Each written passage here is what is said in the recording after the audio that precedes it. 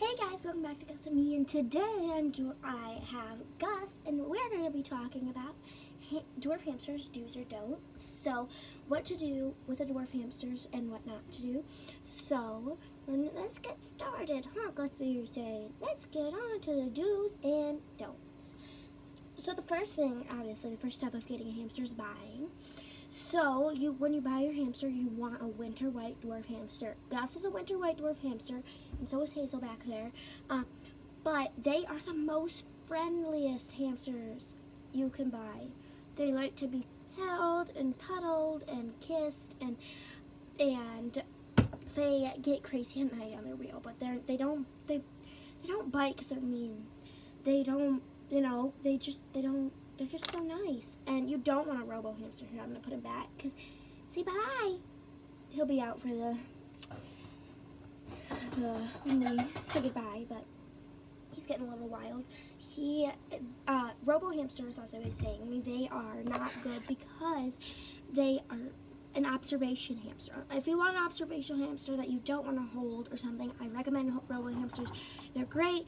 They're cute. They're just like regular hamsters, but they are wild. They run around and they're crazy. So I would recommend a winter white hamster for your first hamster. And obviously you need a cage. I don't know really how to pronounce it. The KT Critter Trail cages are what we have, and they are the best. We think they hold their shapes, the doors, none of them breaks. As Gus, I'm watching Gus. He's going up his tube right now. The tubes never come apart. They don't crack easily. They're really easy to assemble. So I recommend the KT Critter Trails. And then when you buy bedding, here I'm gonna get some out of Gus's cage. You don't want very dusty bedding. You want bedding kind of like this. So it's I don't know what kind it is, but it's I think it's like Carefresh or something, but they don't rip fairly easy. Like they rip, but it takes a lot of effort. And they kind of look like this. So that's the kind of bedding you want. And as far as toys, they can have little chew toys. The wood ones are really great. We have them. He chewed them all up, though, so I had to throw them away. But there's we buy this pack from the same place we get our bedding from, Carefresh or something like that, and they're like little wood shapes, like circles, hearts, triangles, and he likes to chew them up. Water bottles, we have this really cool water bottle, but it doesn't matter the brand really, as long as, and you want to check it pretty much maybe every day or every week by tapping the little ball part of the water bottle. I'll show you. Make sure water is coming out and your hamster is able to get drinks, because if you see them going to their water dish or their water bottle like this a lot, that means they're not getting enough water. So you want to tap this, and as you can see, Gus gets water coming out of there, so he's good. And I'm just gonna put that back. His holder's in there too. But that's the water bottle we have. And then as far as food, it doesn't really matter. We buy the Oxbow. There's this Oxbow food for small animals. It can be used for any hamsters. It's perfect size for them. They're like little donut shapes, kind of. They're like little mini donuts. But those are really good. And treats, you can give them strawberries, carrots, broccoli, peanut butter, yogurt. They can eat bread, and then you can buy little treats at the pet store. And by the way, that's where you want to get your hamster. You want to get them at the pet store. And yeah, you can buy them, and you should only give them to them once a week, or once or twice a week, because if they're really small, you can give them twice a week. But a hamster's bladder, they can't keep digesting treats like a dog can. Like every time they go to the bathroom, they can't have a treat. They poop a lot and pee a lot, by the way. But their bodies are just too small with their bladder, and they can't just keep digesting these treats.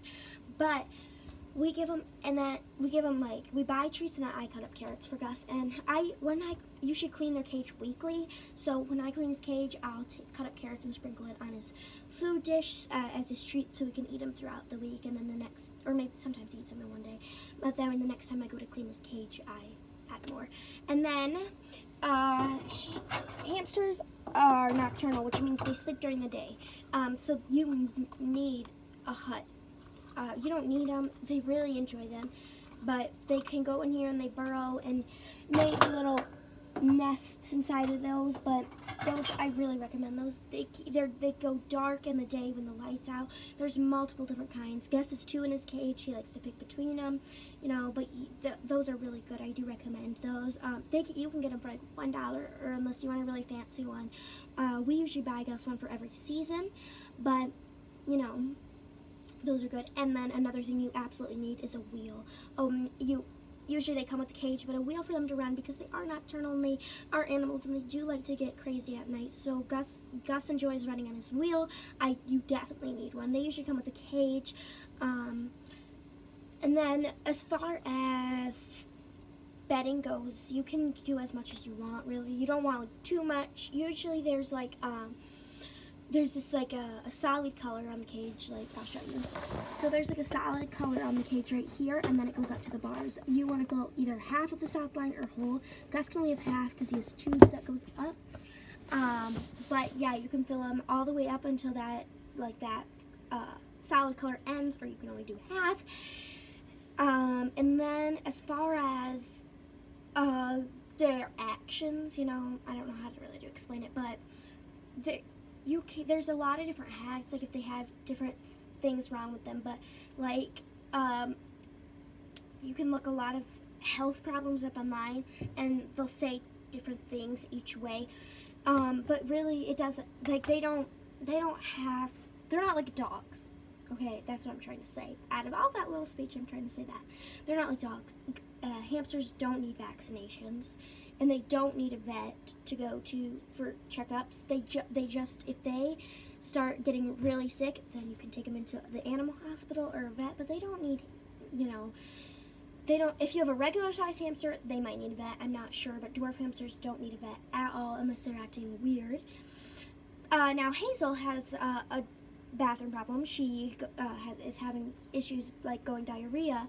So what you want to do for that is you want to feed them water out of a syringe, because they might not be getting enough water. And then you want to take all treats out of their diet. No carrots, no nothing. That will really help them. And then, you know, this is a big thing. Leashes. You can buy harnesses and leashes that fit dwarf hamsters. Don't buy them. As I know, I got into the same trap. They look really super cute in their harnesses and the little leash, but don't do it. It's not nice. They don't like it. And then another thing, hamsters, dwarf hamsters, it's something like sign language. They squeak. They squeak not like normal, like dogs bark or a cat meows. They squeak when they don't like something. So if you put them back in their cage, pick them up and put them back in your cage, and then they start to squeak, they're telling you, stop picking me up, leave me alone. And the biggest thing about dwarf hamsters, don't house them together. So I have a big cage for Gus. Yes, I know. He can only go in there by himself. One hamster. They will fight. They can probably kill each other. I mean, they will fight and fight and fight. It's not good to house them together. Or if there's a boy and a girl, they will mate.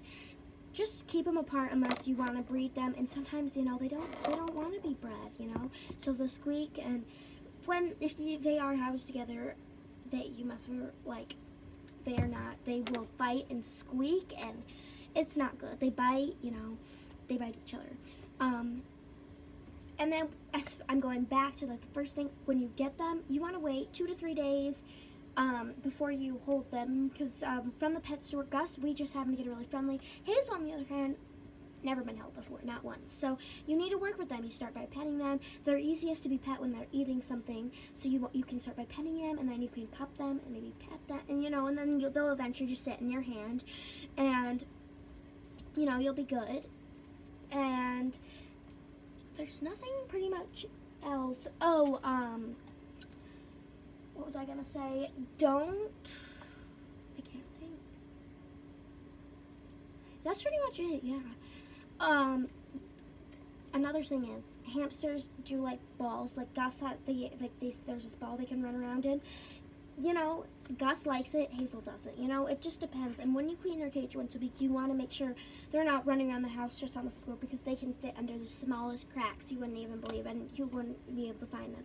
So you want a ball that they can run in, or my cage comes with a holding thing on the top, so you can buy this. Whoa, sorry guys. It comes with this thing. It holds them while you clean the cage, so he can be in there while you clean the cage, or you travel. Now Gus has gone to South Haven, and he's gone on trips, but I don't put him in that. If you are deciding to travel with your hamster, just, you know, put the cage on the floor, on a flat surface, or on your lap. Those are the best places, and they usually come out, they look around. Gus likes to run his wheel while we travel, but sometimes they sleep. It depends really on the hamster. And, oh yeah, a big no-no, I'm just grabbing something. A big no-no is if you have cats. Cats, they will, I had this incident before. I babysat, and they had a cat, and I brought Gus, and, you know, they can knock over their cages. Luckily, Gus is fine, but they can knock over their cages, and they will meow and hiss. And if you think about it, they can paw the door opener, and they can probably open it, and, you know, so just keep them away from cats and other hamsters, pretty much any other animal. They like to be by themselves. You want to pretty much take them out and hold them every day. If you can't do that, then I would suggest a robo hamster. Like I already said, because they don't like to be held, if you can't do that. And then just kind of check on their food dish and their water dish every day. And that's pretty much it for hamsters, do's and don'ts. Gus has made himself comfortable, so I'm not going to go bother him and take him out. But I hope you guys enjoyed the video, and I hope you got some helpful tips with your hamster. If you need anything, and comment if you have any other video suggestions. Other than that, see you guys later. Bye.